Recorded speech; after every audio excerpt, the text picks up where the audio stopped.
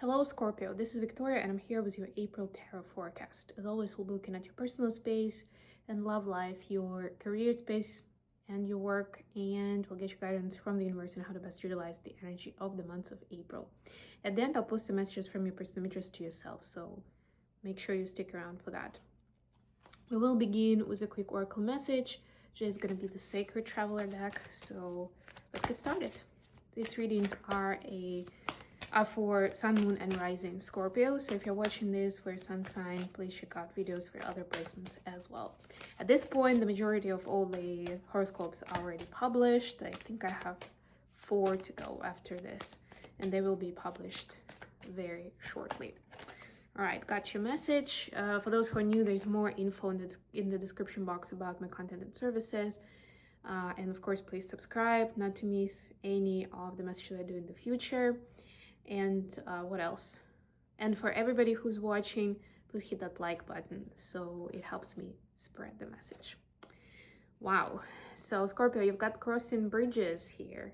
It's time for healing, connecting, mending, and releasing. And look at that huge full moon, which I don't remember exactly when we're getting it. Trying to remember now. I mean, it should be mid-April, which means that it's likely going to be mid-April. No, sorry, we just had our full moon, right? So it's going to be end of April. And it's likely going to be in Scorpio, actually. So, nudge, nudge, wink, wink. This is your cue that this is going to be a very powerful time for you to release anything that you don't want to stick around, that you don't want to keep, something that you've been trying to find closure with. You can, of course, as always, ask your higher power, ask your guides for help with that. Put your intention into it. Of course, continue doing your inner work, your healing techniques, whatever is available to you. But this is going to be a very powerful time to assist you with it. And that's essentially what astrology does. It's not like a magic wand, but when you know which energies are amplified, you can use it to your advantage. So certain changes or certain manifestation comes easier than otherwise.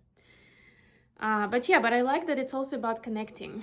So, and I'm hearing that for a lot of you, it's about connecting the dots rather than anything else, right? It's understanding the karmic connections. It's understanding, why did I go through this experience, or why did this have to be so painful for me, right? It's understanding and getting clarity on the bigger picture and why those experiences were absolutely crucial for what is to come next, or for the kind of person you've become thanks to it, etc., etc.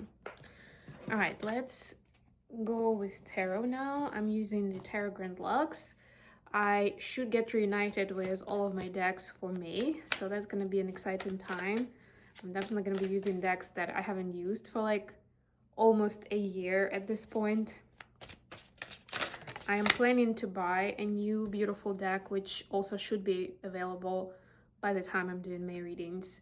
And last but not least, I'm finally settling into my new place. So it's going to be I'm still going to experiment, of course, with different layouts and backgrounds, but at least I'm going to have my space. So it's not going to be completely out of the blue new every time that you see me. So for your personal space and love life, you have 7 of Pentacles, Knight of Swords, and the High Priestess. This is Pisces energy, your fellow water sign. You could be dealing with a Pisces. And I'll speak more on this in a minute. Then for your career space, you have the Wheel of Fortune. This is Capricorn energy. No, sorry, this is Sagittarian energy. Then we have the Sun, the happiest card in the deck. This is Leo energy. Beautiful. And the King of Coins. Wow, this is like a jackpot, quite literally, for some of you in at the workspace or with your abundance. But again, I'll get back to it in a moment. In terms of in terms of the advice from the universe, you have the Strengths. This is more Leo energy. You have 7 of Cups, which is in this deck. It's my Disney Castle or Disney fairy tale card, and the 5 of Wands, which surprisingly we also had for Libra just now when I was recording their video. And you have 5 of Cups here. So yeah, there's definitely some regrets, something unfortunate that happened in the past, something emotional that you keep reliving, or somehow your mind keeps going back to it to try and understand. Sometimes it happens, we call it reminiscent. It happens because of lack of understanding. We don't understand why that person acted that way, or how the circumstances came about. Like, what did I do wrong? Like, how could I have prevented it? That too. And again, this is not to put anyone into guilt and shame. This is what our psyche does. But sometimes that's why it's very important to bring some consciousness to it and be able to find that closure in a more proactive way, rather than just waiting it out and hoping that it's gonna disappear one day. And depending, of course, on the weight of that, not the weight, but the weight, the weight of that decision, of that impact. It may take longer or will require a little more work. So for personal space, we have the Seven of Pentacles and the Knight of Swords and the High Priestess. Yeah, so there's also air energy here, so you could be dealing with Aquarius, Gemini, or Libra. But more than anything, it's important to have an understanding of what kind of next steps you want to take on in life, in the 3D reality, whether it's your health, your wellness, I don't know, finding new hobbies, taking the next step with your partner, right? Since we're talking about personal space and partnerships here, it's important to understand. I mean, that of course can be broken down into steps and stages. It's nice to have that blueprint of like, how do I see it, or what does good look like this year, for example, right? But don't get too hung up on it, right? It's important also to align with the other person on this, but never betray yourself and who you are as this light worker, as this beautiful being. Like, that plan should not negate who you are on your own, and the wisdom that you hold, and the intuitive guidance that you receive. If anything, it's more about marrying the two, pun unintended, and understanding how they can work together. If at first sight these two views, these two visions do not really match, and it feels like it's either or, I can have a good life with my partner, but I'm gonna have to say no to some of my personal dreams. Or, I can live it to the fullest with my light work, with my gifts, with my skills, really apply myself and make a difference in the world, but that does not tie well with the family plans that we have, right? It's more about how can you find a way, show up with that can-do attitude. I don't know, go with some whiteboarding and brainstorming. Why not? But do not make it dry, and do not just go with it or go at it just from the logical perspective. Make sure that you bring yourself and your voice to the conversation, even if it's just you doing some of that brainstorming. For your career space, you have this beautiful Wheel of Fortune and the Sun cards, and you have King of Pentacles. So it's possible that you are stepping into this King of Pentacles role with the gifts and opportunities that the universe is providing to you, where winning is going to be easy. The Wheel of Fortune is literally connected with luck. And I mentioned the jackpot, maybe for some it hits closer to home, right? And maybe you're actually thinking, oh, that's not gonna happen, I'm not a gambler. But one day you wake up and somehow you get some kind of compensation that you never expected, and it's still gonna feel like that, even if you haven't bought a lottery ticket and it's not, or whatever, or you didn't go to Vegas and it's not jackpot per se, but it actually is. The important part is that it opens up doors to a new level of abundance of your business and what you want to create. And that's where it can also get overwhelming. Like, I've got so much power and energy, right? Because the pentacles, the finances, the abundance, those are resources, right?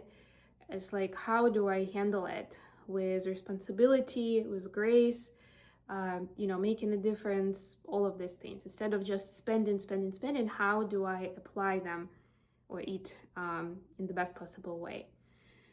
It's important to continue leveling up with your mastery of how you handle those resources, or there could be actually a mentor or an influencer that can help you fill in the gaps. And maybe you already know where you have your weaknesses, where sometimes abundance comes in quickly and goes just as quickly, right? There's something that, some kind of knowledge, information, or maybe even healing, honestly, but it will come with the conscious understanding of your patterns that needs to happen around money and around success, around your position. For a few, I mean, this is a generic reading, a collective reading rather, so I cannot really speak to every scenario, but for some of you, it's a scenario with self-worth, like maybe deep down you don't feel like you deserve that level of success, and that can block the money, either block them or they will come and go very quickly. Kind of like dangle the carrot in front of you and leave. And then finally, the advice from the universe: the Strength, the Seven of Cups, and the Five of Wands.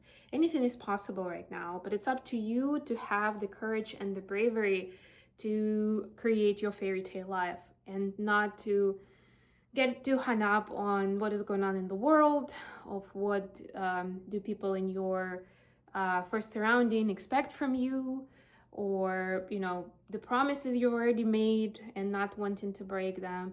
It's like, it's all about how you find that balance, or what do you choose at the end of the day, right? And that's where you're also learning a lot more about yourself, who you are, what's important to you, which energies or patterns have you healed, and where there's still more work to do.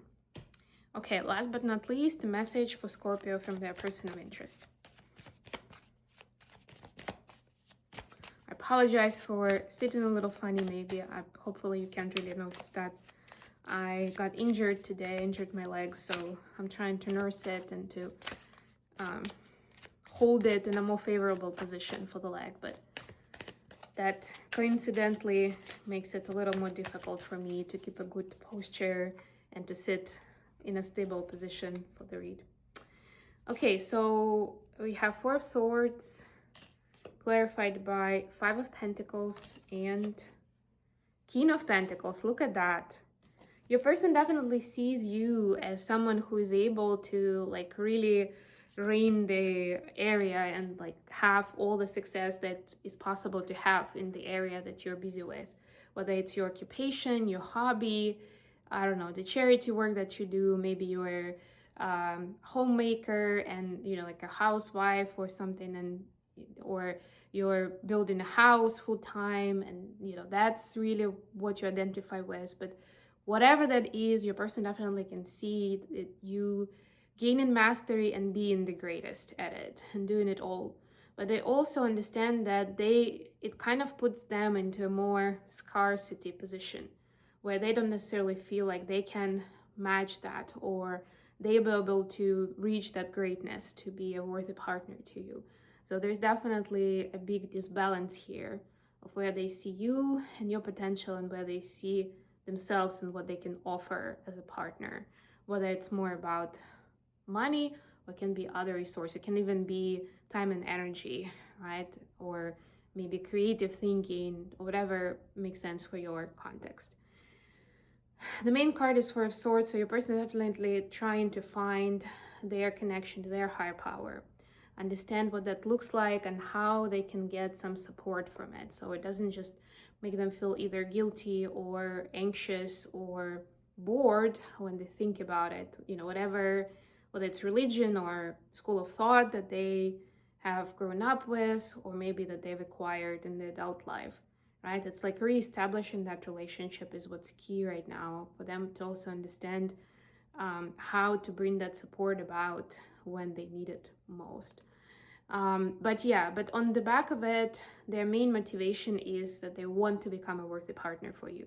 And if you think about it, it goes beyond any kind of monetary compensation, or even what kind of occupation they have. Like, what is the title and does it match the title that you have? No, it can go much farther than that. It's more about when you come together in union as a couple, you build your life together, how do they contribute to that picture, to that vision?